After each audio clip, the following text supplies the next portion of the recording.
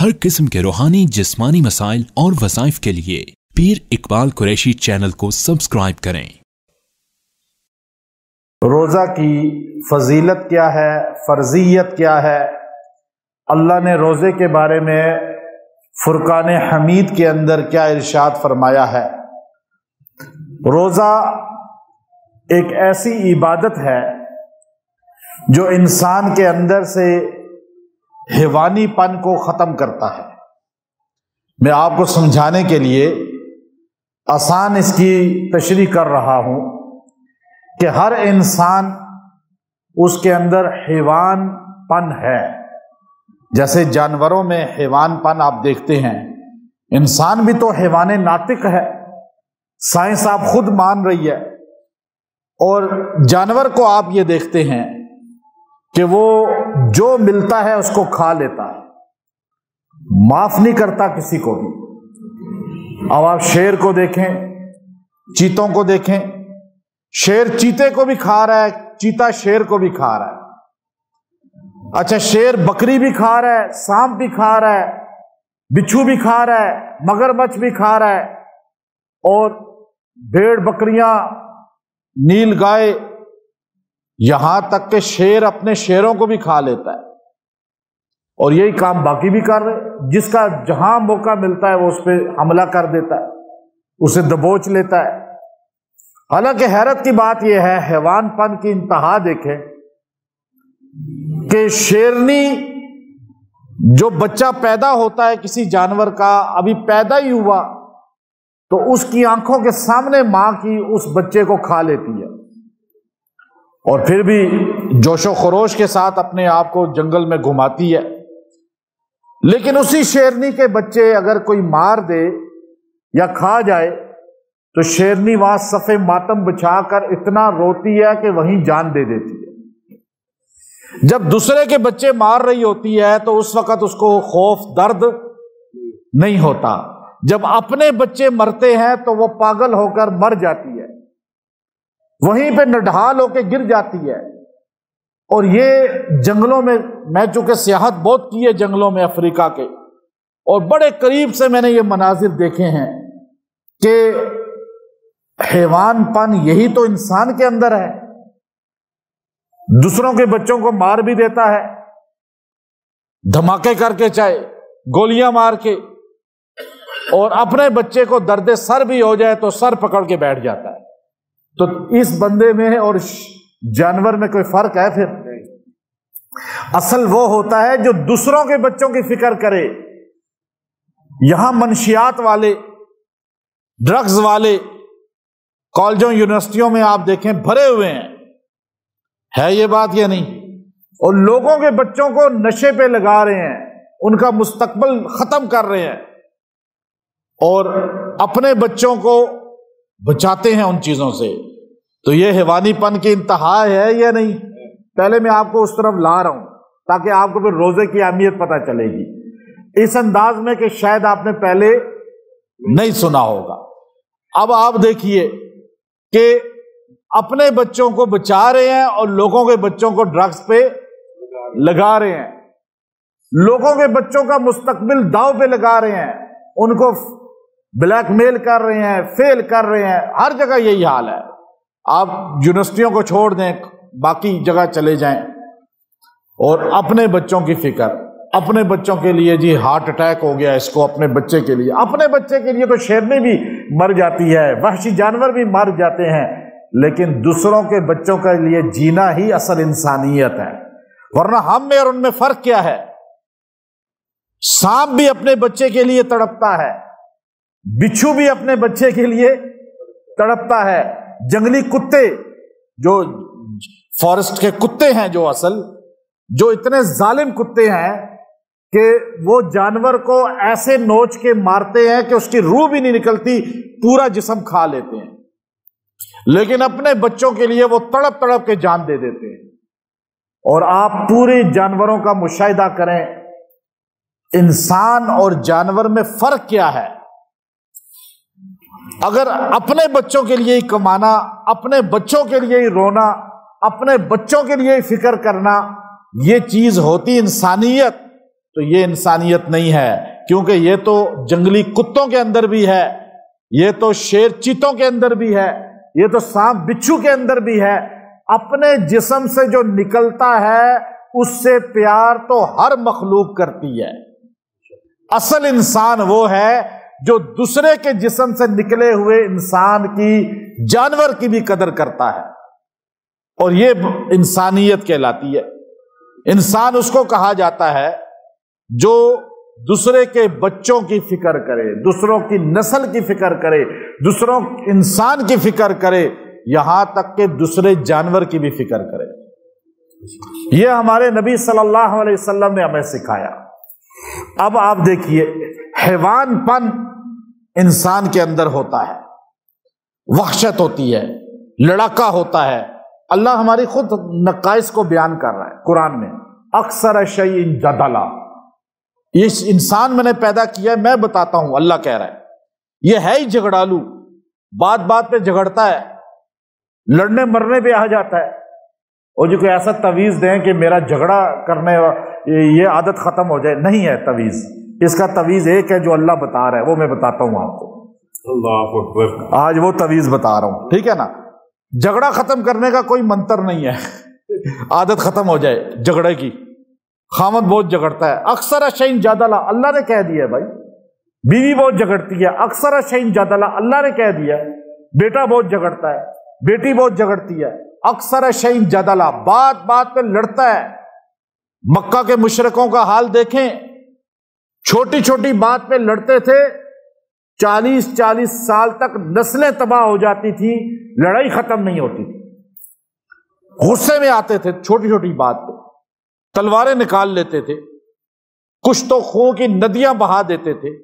آئیں ہمارے قبائلی علاقوں کا ماحول جا کر دیکھیں، ابھی تبلیغی جماعت نے ان کو تھوڑا سا سیدھا کر دیا ہے، ورنہ قبائلیوں کو کوئی سیدھا نہیں کر سکتا تھا تبلیغ کے علاوہ، دین کے ماحول کے علاوہ۔ اب آپ دیکھیے یہ دنیا پوری کے اندر آج کس طرح پوری دنیا کے اندر مسلمانوں پہ بم برسائے گئے، مسلمانوں کو قتل کیا، دوسروں کے بچوں کو مار کے انہیں سکون مل رہا تھا، اور اپنے بچوں کے لیے وہی لوگ روتے ہیں یا نہیں؟ تو اب جانور اور انسان میں فرق کیا ہے؟ اللہ کہتا ہے اکثر شیء جدلا، تو ہے ہی جھگڑالو۔ اور پھر فرمایا اللہ رب العزت نے قطورا، ناشکرا ہے، حلوا، جلد باز ہے، منوع، احسان جتانے والا ہے۔ میں نے نفل پڑھے ہیں رات کو، شب برات میں 100 نفل پڑھے ہیں، کام ہی نہیں ہوا میرا۔ یہ اللہ کو بھی احسان جتاتا ہے، بندوں کو تو جتاتا ہی جتاتا ہے نا، لیکن اللہ کو بھی احسان جتاتا ہے۔ او جی میں نے تو عمرہ کیا تھا، میرا کام ہی نہیں ہوا، ہم نے اتنا لمبا وظیفہ پڑھا 40 دن، ہمارا کام ہی نہیں ہوا۔ کس سے شکوہ کر رہے ہو؟ مجھ سے یا اللہ سے؟ حج کیا جی، دعا ہی قبول نہیں ہوئی، میں نے تو روزے بھی رکھے تھے، 7 روزے رکھے، لیکن میرا مراد پوری نہیں ہوئی۔ اب یہ احسان جتا رہا ہے، مراد پوری نہیں ہوئی، یا اللہ میں نے روزے فضول رکھ دیے، گویا کہ منوع، حلوا، قطورا، جدلا، وما اوتیتم من العلم الا قلیلا، علم بھی میں نے تمہیں بہت تھوڑا سا دیا ہے، لیکن اکڑ بہت جاتے ہو کہ میرے پاس بہت نالج ہے، میرے پاس ایکسپیرینس ہے بہت زیادہ۔ اللہ کہتا ہے یہ ساری چیزیں تمہارے اندر ہیں، تم حیوانوں سے بہت نیچے ہو۔ اگر دیکھا جائے تو حیوانوں سے بہت نچلے درجے میں ہو تمہارا درجہ شیر چیتوں سے بھی ڈاؤن ہے، لیکن تمہیں ایک چیز قیمتی بنا دیتی ہے کہ میں رب العالمین عرش پہ بیٹھا کہہ رہا ہوں ان اللہ اشترى من المؤمنین انفسهم واموالهم بان لهم الجنہ، کہ اے انسان تیری کوئی ویلیو نہیں دیکھا جائے تو، کیونکہ جانور کا بچہ پیدا ہوتے ہی اچھلتا ہے، پیدا ہوتے ہی دوڑتا ہے، پیدا ہوتے ہی اویئرنس رکھتا ہے کہ مجھے کون نقصان دے سکتا ہے۔ کوئی نہیں بتاتا بلی کے بچے کو، چوزے کو نکلتے ہی انڈے سے کہ تیری دشمن بلی ہے، کوئی نہیں بتاتا بکری کے بچے کو، کوئی نہیں بتاتا بھیڑ کے بچے کو، لومڑ کے بچے کو کہ شیر تیرا دشمن ہے۔ یہ ساری اویئرنس ان کو پیدا ہوتے ہی ہو جاتی ہے، لیکن انسان کا بچہ پیدا ہوتے ہی نہ اسے آگ کا پتہ، نہ پانی کا پتہ، نہ کھانے پینے کا پتہ، نہ چلنے پھرنے کا پتہ، نہ کوئی اسے پتہ کہ مجھے نقصان کون دے سکتا ہے، مجھے فائدہ کون دے سکتا ہے۔ اب اتنی خامیاں جس کے اندر ہوں، اللہ اسے کہے میں تجھے خرید رہا ہوں، اللہ اکبر، میں تیرا خریدار ہوں، میں تیرا قیمت لگانے والا ہوں۔ تیری قیمت کیا ہے؟ تو بک رہا ہے دنیا میں 1000 2000 کے لیے، 1,00,000 2,00,000 کے لیے، تیری ویلیو ہے ہر مرد عورت جو کلمے والے ہیں، محمد عربی صلی اللہ علیہ وسلم کے غلام ہیں، ان کی ویلیو یہ ہے۔ یہ پوری کائنات، یہ پوری دنیا آج پاکستان نہیں، پاکستان کے ڈیفنس نہیں، بیریا نہیں، پاکستان کے بڑی بڑی سوسائٹی میں کیا حیثیت رکھتی ہیں؟ آپ یورپ امریکہ سارے کو جمع کر لیں، انگلینڈ کا ایک فلیٹ نہیں، بلکہ دبئی کا ایک فلیٹ نہیں، بلکہ پوری کائنات کو اللہ کہتا ہے اس کو ایک پلڑے میں رکھو، یہ جنت کے مقابلے میں 0 ہے، 0 ہے۔ اللہ کہتا ہے میں تیری قیمت لگاتا ہوں، انسان تیری قیمت نہیں لگا سکتے۔ تیری قیمت یہ ہے کہ میں تجھے جنت کے بدلے میں خرید رہا ہوں۔ اللہ اکبر، اور ہم اپنی حیثیت ڈاؤن کر بیٹھتے ہیں، چھوٹے چھوٹے لوگوں کے آگے جھک جاتے ہیں، چھوٹے چھوٹے وزیروں، منسٹروں، بادشاہوں، مالداروں کے آگے اپنی حیثیت ڈاؤن کر کے لگاتے ہیں۔ ہماری ویلیو یہ ہے کہ ہمیں اللہ خرید رہا ہے جنت کے بدلے میں، سبحان اللہ، چونکہ ہمارے اندر حیوانی پن نکل چکا ہے، انسانی پن آ چکا ہے۔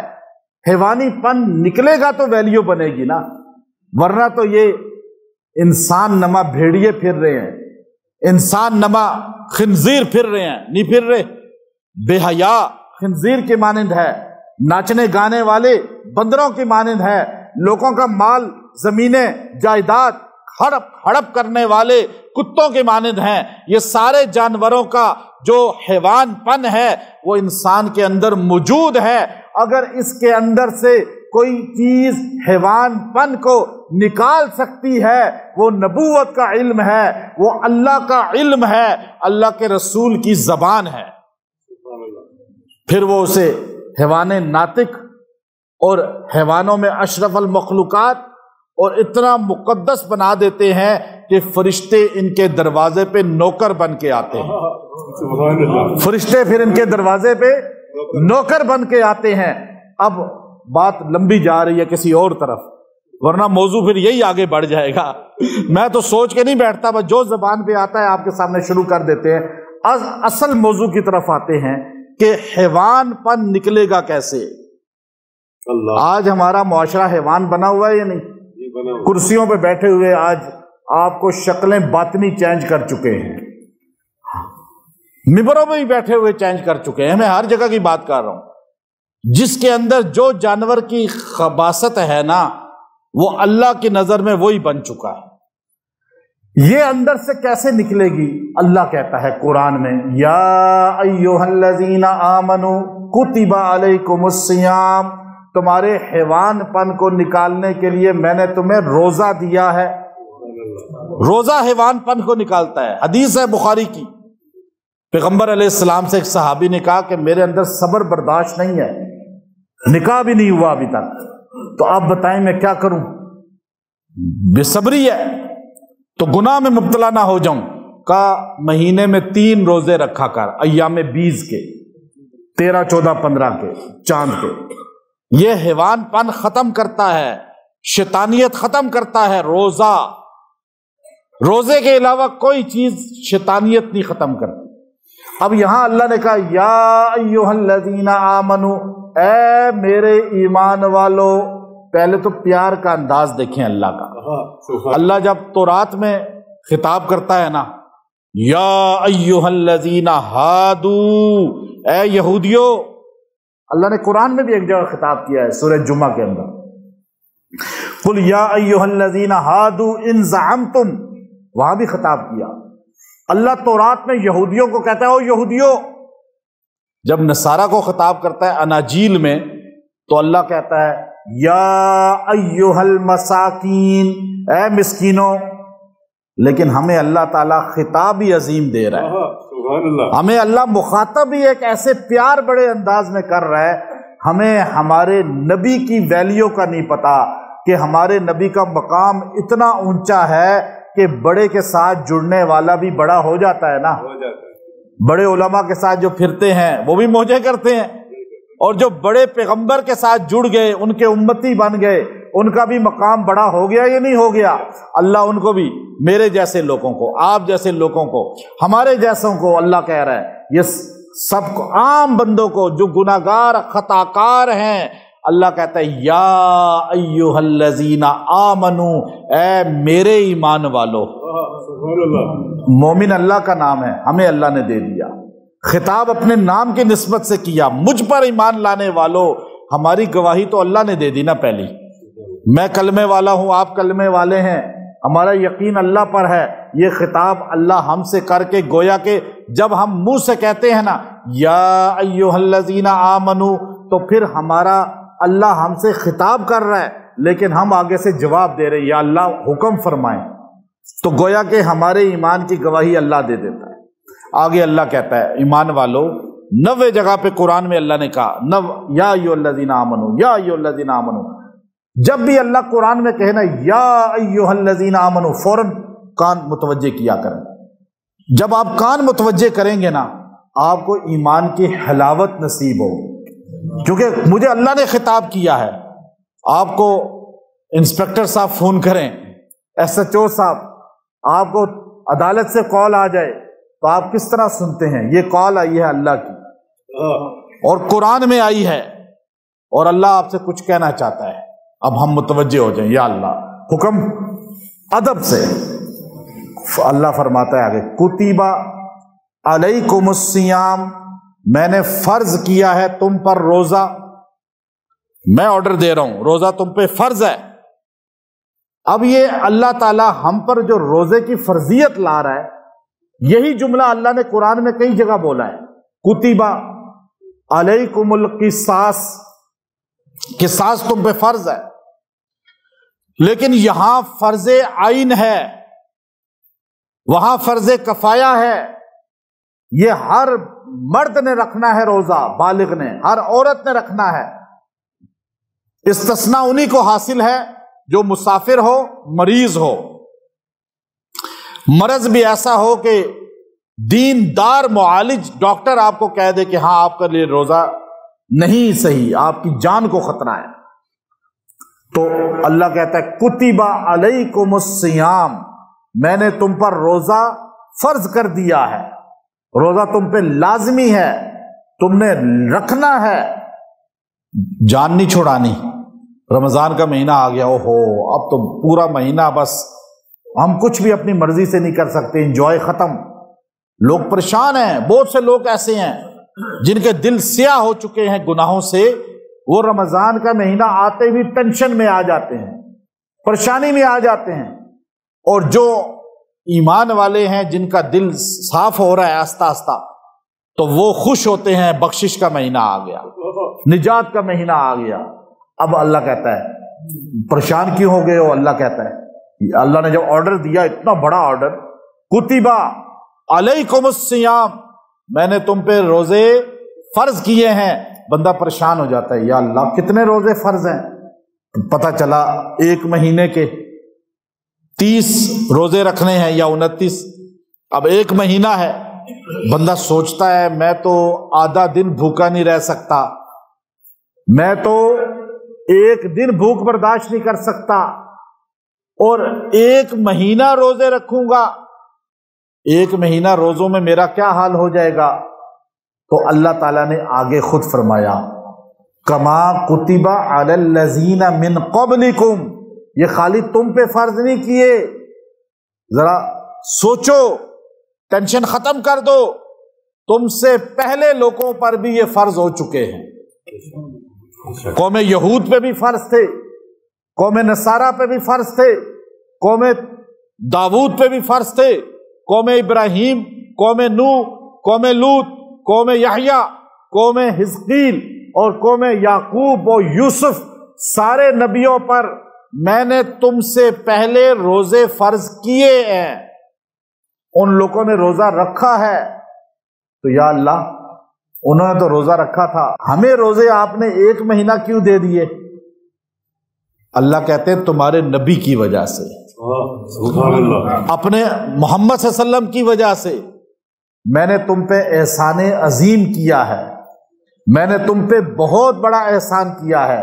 تم تورات پڑھتے ہو، تم زبور پڑھتے ہو، تم آسمانی قصے پڑھتے ہو، اسرائیلی روایات پڑھتے ہو، تمہیں پتہ چلتا ہے کہ پہلے 500 سال تک ایک بندہ زندہ رہا، کوئی 1000 سال زندہ رہا، کسی نے 500 سال عبادت میں گزار دیے، کسی نے 1000 سال عبادت میں گزار دیے۔ تم امتی ہو میرے محبوب پیغمبر محمد عربی صلی اللہ علیہ وسلم کے، تمہاری تو اوسطاً عمر پیغمبر کی 63 سال تھی، تمہاری بھی اسی کے لگ بھگ ہوگی، تم 100 سال سے کم ہی اوپر جاؤ گے، تم 100 سال کے اندر دنیا سے چلے جاؤ گے۔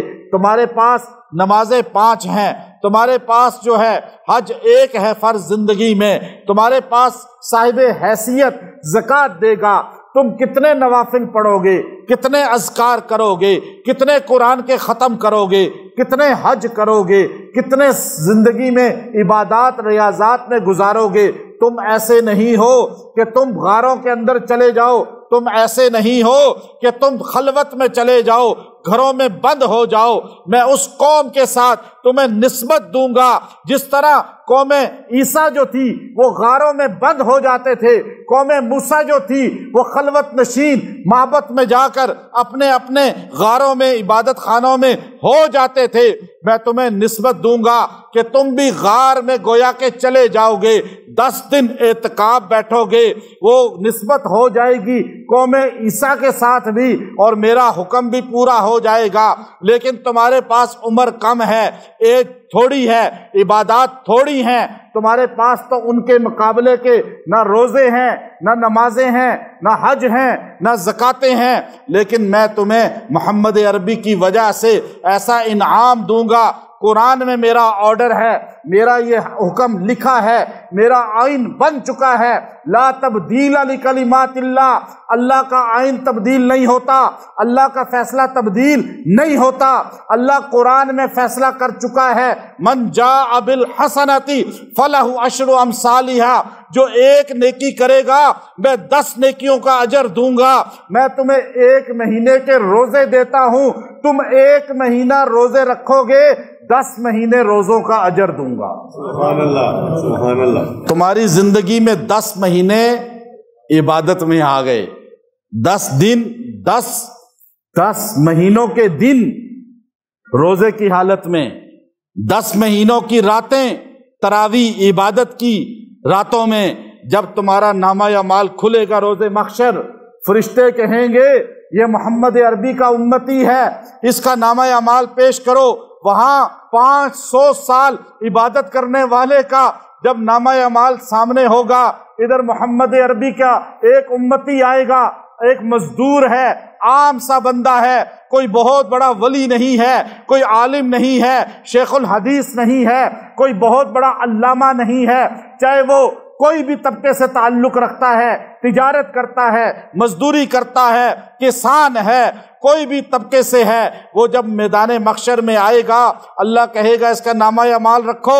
اس کی زندگی کے 40 سالوں میں 35 سال تو روزے کی حالت میں تصور ہوں گے، 35 سالوں کی راتیں تو تہجد میں شامل ہوں گی۔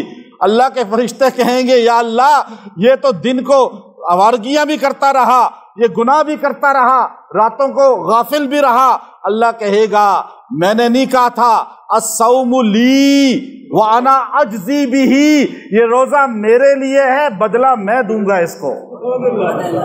فرشتوں تم نے اس کے روزے کا خالی یہ لکھا تھا کہ فلاں بندے نے مزدور ہے، مستری ہے، کسان ہے، دکاندار ہے، اس نے روزہ رکھا، یا اللہ اجر کتنا لکھیں؟ اللہ کہتا ہے بس لکھ دو، 1 روزہ رکھا، آگے میں جانوں میرا بندہ جانے۔ یہ میں اپنی بات نہیں کر رہا، سرکار دو عالم کی حدیث سنا رہا ہوں جو بخاری شریف میں آئی ہے۔ اللہ کہتا ہے بس لکھو 1 روزہ، آگے کیا لکھیں؟ بس یہ لکھو 2 روزے، 3 روزے، 10 روزے، 1 مہینہ کا روزہ رکھا۔ اب یا اللہ 1 مہینہ تو لکھ دیا، اب میں جانوں میرا بندہ جانے۔ حشر کا میدان ہوگا، اللہ فرمائیں گے 10 گنا تو لکھ دیا، 10 گنا تو 10 مہینوں کا اجر مل گیا، لیکن آگے بھی تو میں نے دینا ہے نا۔ تو نے بھوکا رہا، پیاسا رہا، تجھے پتا ہے کہ میرا پیغمبر ایک موسیٰ تھا، اللہ رب العزت کے ایک پیغمبر موسیٰ تھے۔ آپ قرآن پاک اٹھا کر دیکھیے، وہ پیغمبر وَوَاعَدْنَا مُوسَىٰ 30 لیلہ، انہوں نے، اللہ نے کہا موسیٰ تورات لینی ہے، آ جاؤ طور پر، اور طور پر آؤ 1 مہینے کے لیے، اور یہاں آ کر تورات لینی ہے، روحانیت لینی ہے، اور اگر فیض لینا ہے، شریعت لینی ہے، کتاب لینی ہے تو 1 مہینے کے روزے رکھنے ہوں گے۔ موسیٰ کلیم اللہ طور پہ جاتے ہیں، 1 مہینہ کا روزہ رکھتے ہیں، 1 مہینے کے بعد ایک روایت میں آتا ہے موسیٰ کلیم اللہ ایک دم مسواک کرتے ہیں، وضو کرتے ہیں، اب میں اللہ سے مل کے جاؤں گا، کتاب مل جائے گی۔ جب مسواک کر کے اللہ کے پاس جاتے ہیں بات کرنے کے لیے، کلام کرنے کے لیے، اللہ فرماتے ہیں موسیٰ تو نے کیا کر دیا، تو نے مسواک کیوں کیا؟ یا اللہ خوشبو آئے تاکہ تجھ سے بات کرتے ہوئے منہ سے بدبو نہ آئے۔ اللہ فرمانے لگا میرے موسیٰ تو نے روزہ رکھا تھا 1 مہینے کا، مجھے روزے دار کی منہ کی بدبو مشک و کستوری سے زیادہ محبوب ہے، تو نے مسواک کر کے وہ سمیل ختم کی ہے، میں اللہ تجھے آرڈر دیتا ہوں واپس چلا جا اور 10 دن اور روزہ رکھ۔ یہ قرآن کے الفاظ ہیں، موسیٰ اس بدبو کو میں پسند کرتا ہوں، جب میرا بندہ بھوک سے نڈھال ہوتا ہے، اس کے معدے کے اندر سے وہ بدبو منہ کے اندر آتی ہے، اس کا منہ کھل جاتا ہے، لوگ اس سے آر محسوس کرتے ہیں، لیکن میں رب اس سے پیار کرتا ہوں۔ اب آپ دیکھیے کہ اللہ فرماتے ہیں اب تو میں صلہ دوں گا، یہ روزے کا صلہ کتنا ملے گا دنیا میں کوئی آپ کو نہیں بتا سکتا، کوئی حدیث نہیں بتا سکتی، کوئی تفسیر نہیں بتا سکتی، کوئی بڑا عالم نہیں بتا سکتا، بس ایک بات ہے، پیغمبر نے بھی وہی کہا جو اللہ نے کہا۔ پیغمبر نے ایک حدیث، چھوٹی سی حدیث ہے لیکن اس کی تاثیر دیکھیے، اس کی تشریح دیکھیے۔ ہمارے نبی نے فرمایا لوگو روزہ رکھو، اس لیے کہ روزے کا صلہ تمہیں کوئی مخلوق نہیں دے سکتی، روزے کا صلہ میں پیغمبر بھی نہیں دے سکتا۔ اللہ کہتا ہے وَأَنَا أَجْزِي بِهِ، روزے کا صلہ دوں گا تو میں رب دوں گا، اور رب کتنا دے گا؟ ہر بندہ اپنے حیثیت کے مطابق دیتا ہے نا، اللہ کی حیثیت، شان، مقام، مرتبہ، تو فرمایا اللہ رب العزت نے کما کتب علی الذین من قبلکم، پریشان نہ ہونا، تم سے پہلے بھی روزہ فرض کیا ہے، تم سے پہلے بھی روزہ دیا ہے، لعلکم تتقون، روزہ اس لیے آیا انسانوں پر، قوم نوح سے لے کر قوم عیسیٰ، پھر قوم محمد صلی اللہ علیہ وسلم اور قیامت کی صبح تک روزہ آنے کا مقصد یہ ہے کہ تمہارے اندر تقوی پیدا ہو جائے، تم حیوانی پن سے نکل جاؤ، انسانی پن میں آ جاؤ۔ انسان کی حیوانیت کو ختم کرنے کا سب سے بڑا ذریعہ روزہ ہے۔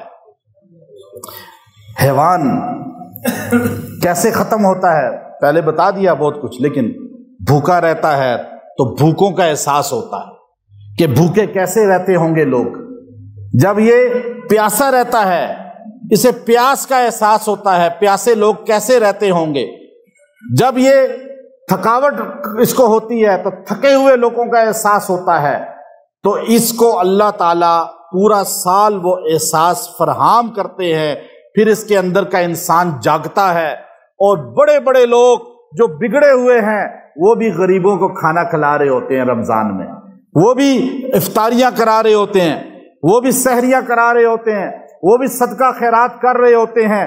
پتہ یہ چلا کہ روزہ جو ہے یہ حیوان پن کو انسان کے اندر سے ختم کرتا ہے، انسان کو انسان بناتا ہے، جانور سے نکالتا ہے اس پن سے۔ اور روزے کی نسبتیں بہت ہیں، روزے کی ایک نسبت ہے اللہ رب العزت نے مکے کے ساتھ رکھی ہے، ایک نسبت قرآن کے ساتھ رکھی ہے، ایک نسبت محمد عربی صلی اللہ علیہ وسلم کے ساتھ رکھی ہے۔ روزے کے نسبتیں ہیں بڑی، کعبے کے ساتھ، مکے اور مدینے کے ساتھ نسبت کیا ہے؟ مکے اور مدینے کے ساتھ یہ نسبت ہے کہ دجال آئے گا لیکن مکے مدینے میں داخل نہیں ہو سکے گا، وہاں پہ کھڑا ہو جائے گا۔ اللہ کے فرشتے کا مکہ کی اور مدینہ کی کس طرح چوکیداری کر رہے ہوں گے۔ دجال کہے گا میں اندر داخل نہیں ہو سکتا، لیکن کیا کروں کہ ان لوگوں تک بھی فتنہ پہنچانا ہے۔ اللہ کی آزمائش آئے گی، وہاں پر مکہ میں ایک زلزلہ آئے گا، زمین ہلے گی، جو لوگ منافق ہیں وہ اندر سے باہر بھاگیں گے، باہر کی طرف، دور شہروں کی طرف۔ جو مکہ سے منافق نکل جائیں گے وہ دجال کا شکار ہو جائیں گے۔ اسی طرح رمضان جو ہے وہ دجال سے بچاتا ہے، شیاطین سے بچاتا ہے۔ مکہ مدینہ میں وہ دجال داخل نہیں ہو سکتا، رمضان میں دجال چھوٹے نہیں آ سکتے، جن قید ہو جاتے ہیں، شیاطین قید ہو جاتے ہیں، اور انسان سرکش بھی ہر چیز سے رک جاتے ہیں۔ یہ ہے رمضان کی نسبت مکہ اور مدینہ کے ساتھ۔ سرکار مدینہ کے ساتھ اس کی نسبت کیا ہے؟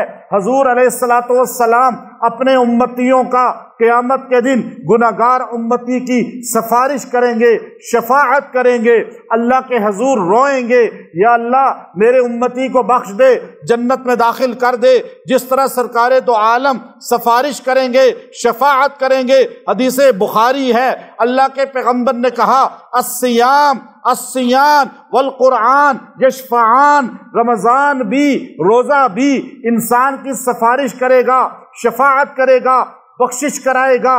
جو روزہ رکھنے والا ہے وہ جتنا روزے کو سنبھل کے رکھے گا، اس کی ہر چیز کا احتیاط کرے گا۔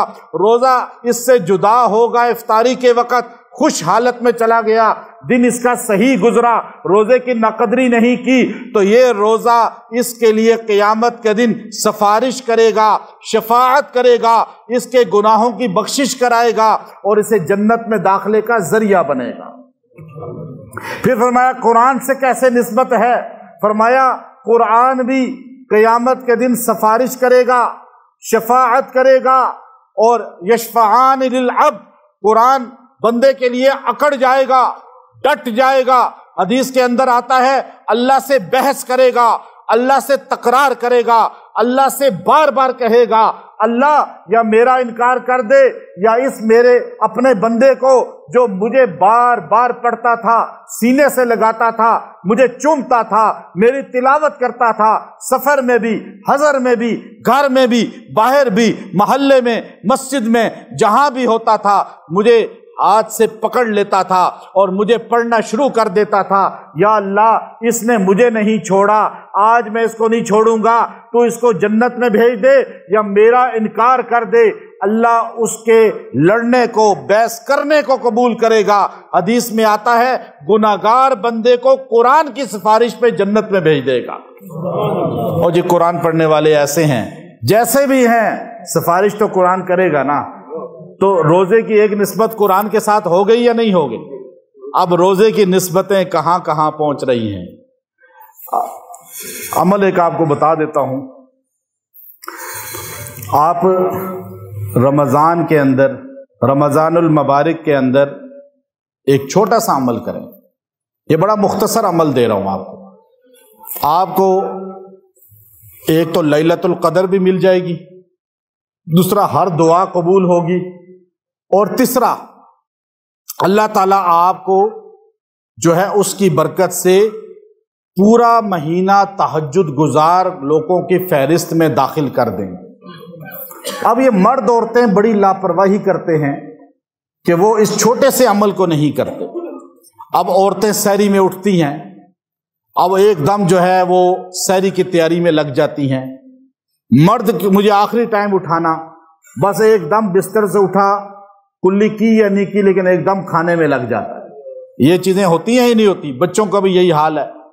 آپ اپنی عورتوں کو بھی بتائیں، مرد خود بھی یہ کام کریں، بچوں کو بھی بتائیں، جب سحری کو اٹھتے ہیں 5 منٹ نکال لیں، بس آپ اٹھ کر وضو کریں اور اس کے بعد 2 رکعت صلاۃ تہجد پڑھ لیں، اور تہجد پڑھنے کے بعد آپ دعا کریں، اور اس کے بعد آپ بے شک سحری کریں۔ یہ عمل میں 5 منٹ سے زیادہ نہیں لگیں گے۔ لیکن آپ نے رمضان پورے کے اندر یہ کام کرنا ہے، چونکہ بعض روایات میں آتا ہے لیلۃ القدر آخری عشرے میں ہے، طاق راتوں میں، اور بعض روایات میں ہے کہ وہ پورے مہینے کی طاق راتوں میں گردش کرتی ہے۔ وہ ہمارے نبی پورا مہینہ اعتکاف بیٹھتے تھے، 10 دن کا اعتکاف بھی بیٹھے لیکن پورا مہینہ بھی بیٹھے۔ تو اس لیے اگر ہم نے یہ 1 مہینہ یہ 2 رکعت کر لیے تو ہمیں لیلۃ القدر کا اجر بھی مل جائے گا، تہجد کا ثواب بھی مل جائے گا، اور جو دعا کریں گے وہ قبول بھی ہو جائے گی۔ اب آپ دیکھیے، آپ نے خالی 2 رکعت نفل تہجد کے پڑھے، یہ قیام اللیل ہے، یہ قیام اللیل میں آ جائے گا، اور آپ نے دعا کی مرد عورتوں نے، اور اس کے بعد آپ نے سحری کی، تو آپ اللہ کی نظر میں اس رات میں اگر لیلۃ القدر ہوئی تو آپ لیلۃ القدر میں قیام کرنے والوں میں سے ہیں، اور قیام جس نے کیا 1000 مہینوں کا اجر اس کے نامہ اعمال میں آ گیا۔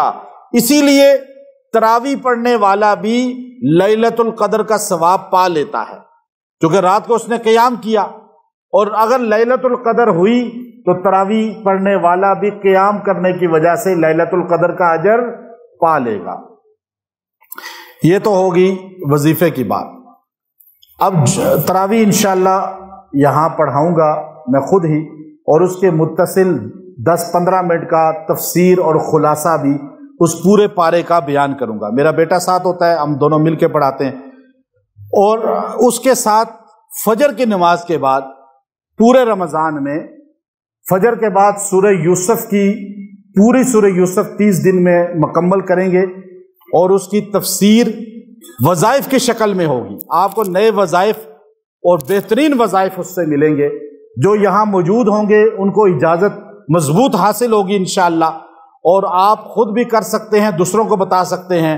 کوشش کریں 1 مہینہ فجر کی نماز یہاں پڑھیں، اور تراویح کے بعد کا خلاصہ اس کے لیے بھی تراویح یہاں شروع کریں، اور آخری عشرے میں انشاءاللہ اعتکاف اجتماعی ہوگا، اس میں بھی خاص اعمال کرائے جائیں گے۔